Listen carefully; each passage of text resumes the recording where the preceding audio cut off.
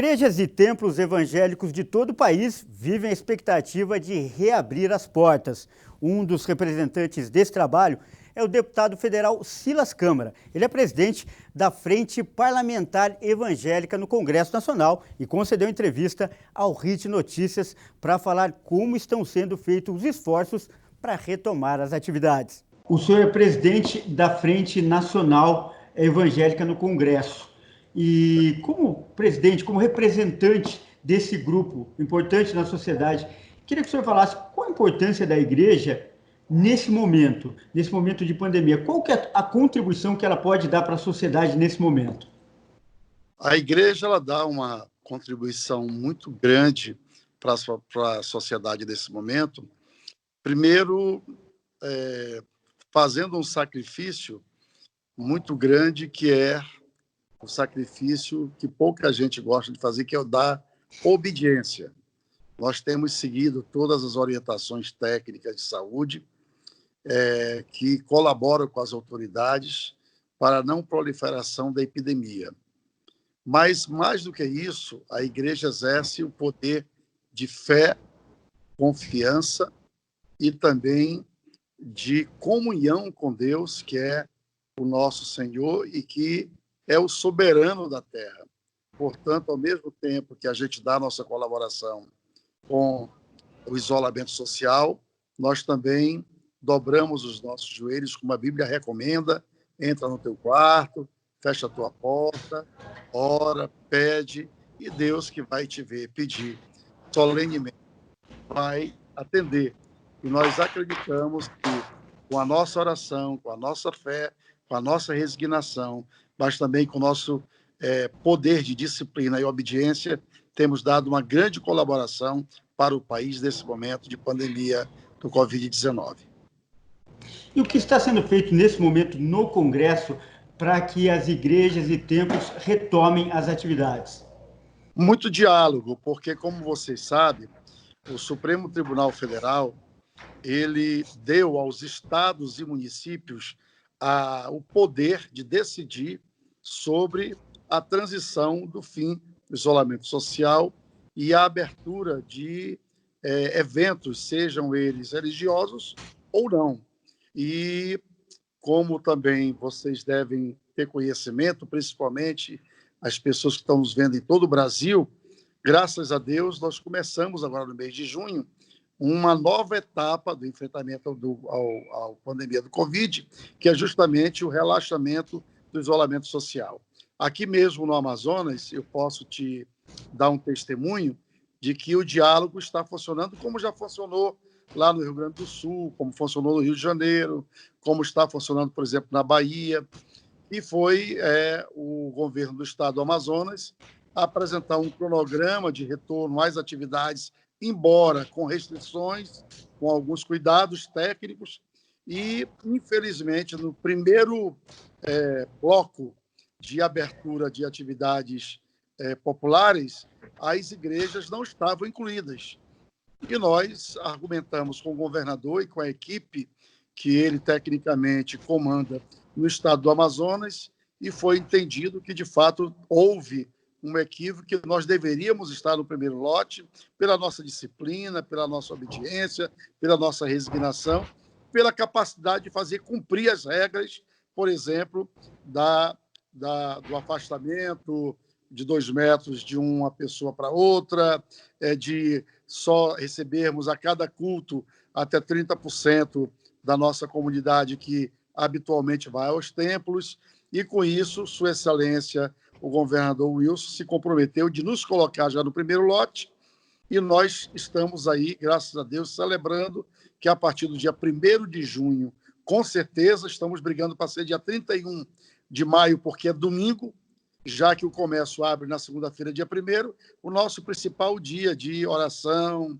de jejum, de gratidão, sempre é aos domingos. Estamos dialogando, mas com isso nós estamos de volta, se Deus quiser, a partir do dia 1º, com certeza. Isso tem sido a máxima em todo o Brasil. Todo deputado federal, toda deputada federal dos 130 que fazem parte da Frente Parlamentar Evangélica no Congresso Nacional, ou os 19 senadores ou senadoras, nós estamos orientando que esse diálogo seja feito conforme o Supremo Tribunal orientou no próprio Estado e no próprio município. Tenho certeza que isso se traduzirá em bênção e, mais do que qualquer outra coisa, o testemunho de que nós somos um povo que obedecemos às autoridades.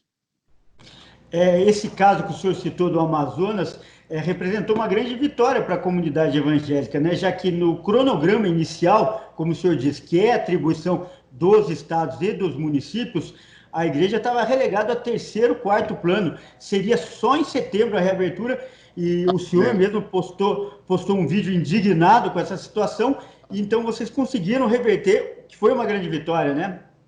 Sem dúvida nenhuma, uma vitória do diálogo, uma vitória do convencimento, e tenho certeza absoluta que o próprio governador Wilson Lima, ele obviamente delega muitas atividades, e ele próprio, quando soube do evento de ter sido deixado os templos religiosos para a última etapa, prontamente se colocou à disposição, reverteu o quadro e, graças a Deus, estaremos, a partir do dia 1º, lutando para ser dia 31, mas com certeza dia 1º, celebrando nas nossas igrejas a oração, o jejum, o culto e a intercessão para que o Brasil volte ao trilho da prosperidade e que Deus possa repreender esse espírito de pandemia e morte que está sobre o mundo e sobre a nossa nação brasileira. O senhor fez um alerta importante também. As igrejas e os próprios fiéis vão ter que se adaptar a novas normas de convivência nesse começo, né? A verdade é que todos reconhecemos que isso é uma transição. E eu tenho percebido que nos estados que já estão em transição, eu percebo que os cultos estão sendo transmitidos com muita organização. A gente percebe que os fiéis estão indo com máscara, estão usando álcool gel, estão sentando com o afastamento que é exigido por lei, de acordo com cada estado, e tenho certeza absoluta que isso é um sinal de respeito às autoridades, mas também um cuidado que todos nós devemos ter, porque, de fato, essa epidemia não é algo que se possa brincar com ela. Então, vamos crer em Deus, mas a palavra também orienta. Não tentarás o Senhor teu Deus. A palavra orienta, tudo com decência e ordem, né? A palavra orienta, obedeceis suas autoridades, vossas autoridades. Quer dizer que, baseado nessa disciplina cristã, que tanto nos faz bem, eu tenho certeza absoluta que nós passaremos por essa transição e que logo, logo estaremos como Miriam, dizendo que Deus sumamente se exaltou e só Ele é Deus. Estaremos aí em multidões novamente celebrando o Senhor Jesus.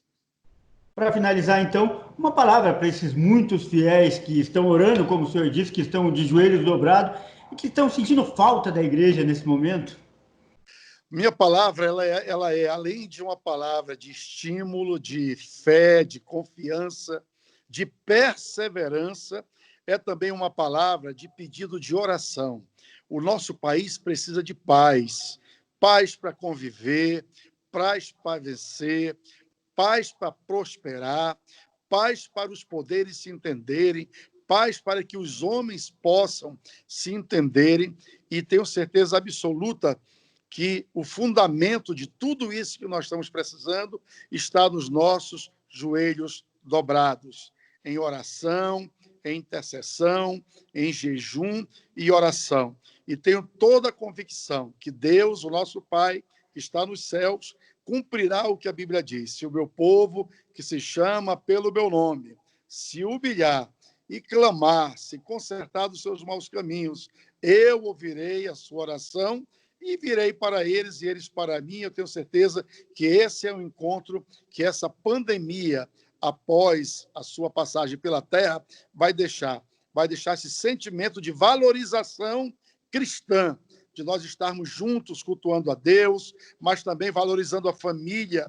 Esse é um momento muito importante que eu tenho certeza absoluta ele está nos moldando para uma reeducação, da nossa relação com a nossa família, com a nossa casa, com a nossa igreja, com o nosso próximo e da confiança em Deus. Portanto, a minha palavra é de motivação, de incentivo, de confiança e de perseverança.